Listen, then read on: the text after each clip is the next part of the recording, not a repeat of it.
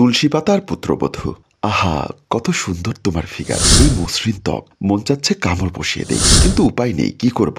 হঠাৎ করে তানহা চোখ খুলে দেখলো তার স্বামীর বড় ভাই মিরাজ। তানহা তড়িঘড়ি করে উঠে পড়ল। ভাইজান, আপনি এখানে কি করেন? মিরাজ আমতা আমতা করে বলল, বিষয়টা হলো, তুমি বলেছিলে না রাতে তোমার ঘুম একটু কম হয়, তাই আমি তোমাকে ঘুম বেশি হওয়ার চিকিৎসা করছি। তানহা বলল, কিন্তু ভাইজান, আমি তো কথাটা আপনার ভাইকে বলেছিলাম, আপনাকে তো বলিনি, আপনি কিভাবে শুনলেন? মিরাজ বলল, আমি তখন দরজার বাইরে দাঁড়িয়েছিলাম। তানহা বলল, হয়েছে ভাইজান, এবার রুম থেকে বের হয়ে যান, একটু হলে আপনার ভাই চলে আসবে, এসে যদি আপনাকে এই রুমে দেখে তাহলে খারাপ ভাববে, যান এখন চলে যান। মিরাজ বলল, আচ্ছা ঠিক আছে, আমি চলে গেলাম, তোমার যদি কিছু লাগে তাহলে আমাকে বলো, বলে মিরাজ সেখান থেকে চলে গেল।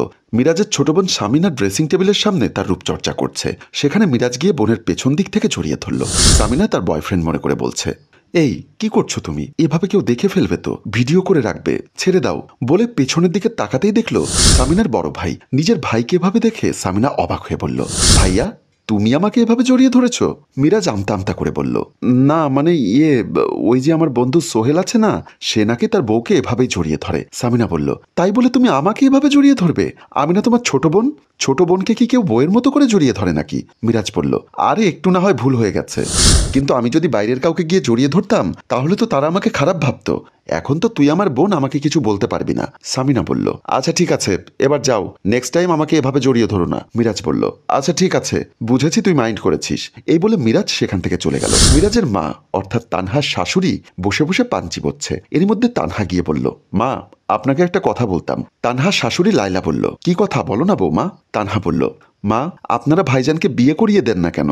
লাইলা বলল, দেব, আরো কিছুদিন যাক। তানহা বলল, মা, ভাইজানকে বিয়ে করিয়ে দেওয়াটা কিন্তু জরুরি। শাশুড়ি বলল, বৌমা, কেন, সে কি কিছু করেছে নাকি? তানহা বলল, মা, বিষয়টা হলো, সে তো একজন বিয়ের বয়সী ছেলে, বিয়ে করিয়ে না দিলে যদি কোনো একটা অঘটন ঘটিয়ে বসে তখন কি হবে? শাশুড়ি বলল, বৌমা, আমি জানি আমার ছেলে এমন কিছু করবে না, আমার ছেলেদের প্রতি আমার আস্থা বিশ্বাস আছে।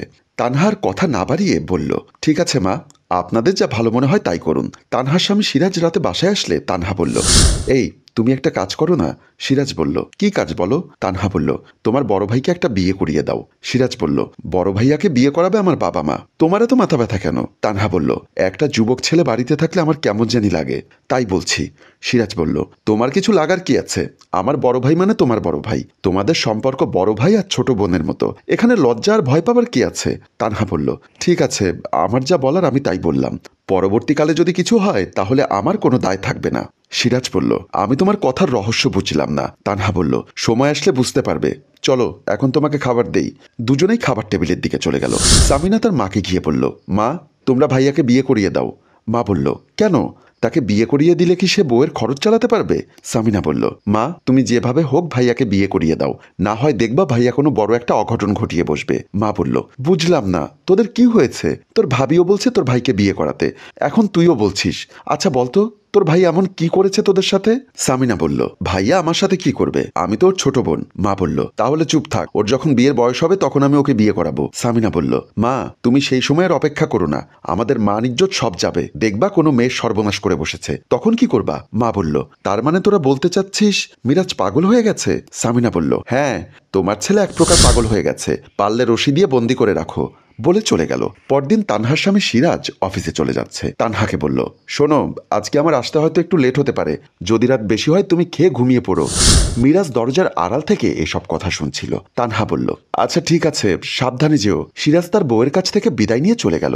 মিরাজ মনে মনে খুব খুশি হয়ে বলছে, আজকে আমার সুবর্ণ সুযোগ, সিরাজ আসতে লেট হবে, এই সময় আমি আমার কাজ সেরে নিব। এই বলে সেখান থেকে চলে গেল। সিরাজের মা লাইলা তার ছোট মেয়েকে ডাক দিয়ে বলল, সামিনা শোন, আমি একটু তোর খালার বাড়িতে গেলাম। সামিনা ভেতর থেকে বলল, মা, আমি ওয়াশরুমে। ঠিক আছে, তুমি যাও, আমি দেখব বাড়ি। লাইলা বেগম চলে গেল। সেদিন রাতে তানহা ঘুমিয়ে আছে। মিরাজ আস্তে করে রুমে ঢুকে গেল, খাটের উপরে বসে বলল, এখন কি করবা? আজকে তো আমি তোমাকে যা ইচ্ছা তাই করব, সবাইকে বুঝিয়ে দিব আমি কত খারাপ হতে পারি। এই বলে মিরাজ সামিনাকে জড়িয়ে ধরল। দেখলো তানহার কোনো শব্দ নেই। কম্বল উঠিয়ে দেখলো এটা তানহা না, কোলবালিশ। কি ব্যাপার, এখানে কোলবালিশ আসলো কোথা থেকে? এখানে তো মানুষ থাকার কথা।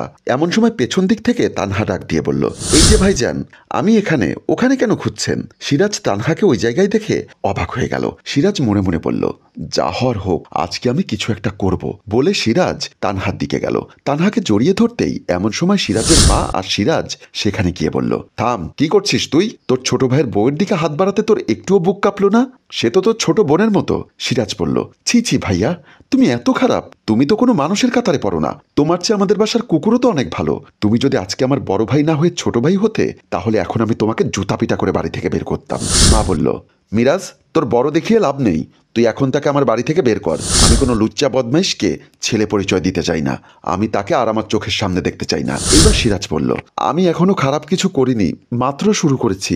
মা বলল, এক থাপ্পড়ে সবগুলো দাঁত ফেলে দিব।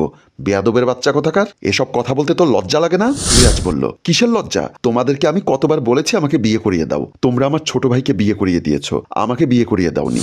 আমি তোমাদেরকে অনেকবার বোঝানোর চেষ্টা করেছি আমার বিয়ে করা দরকার, কিন্তু তোমরা কখনোই আমাকে বুঝতে চাওনি। তাই আমি চেয়েছিলাম মিরাজের বউকে কিছু একটা করতে, তবে আমি তার সাথে খারাপ কিছু করতাম না। এবার মা বলল, তোকে বিয়ে করিয়ে দিয়ে লাভ কি হবে? তুই কি কোনো কাজ কাম করিস?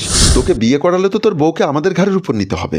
এবার মিরাজ বলল, মা, আমি আজকের পর থেকে সব কাজ করব, তোমরা আমাকে একটা বিয়ে করিয়ে দাও। তানহা বলল, আমি এই কারণেই বলেছিলাম ভাইজানকে একটা বিয়ে করিয়ে দিতে।